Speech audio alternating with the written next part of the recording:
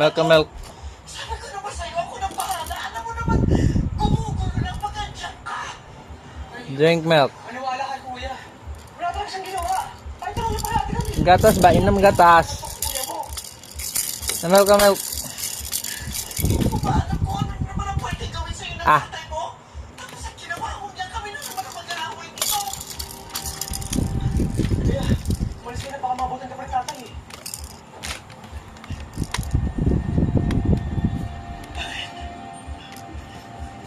Alam na ng tatay mo? Opo na eh. Pinuntuhan siya ni Ate Gay para ipalam yung nangyari kay Lena.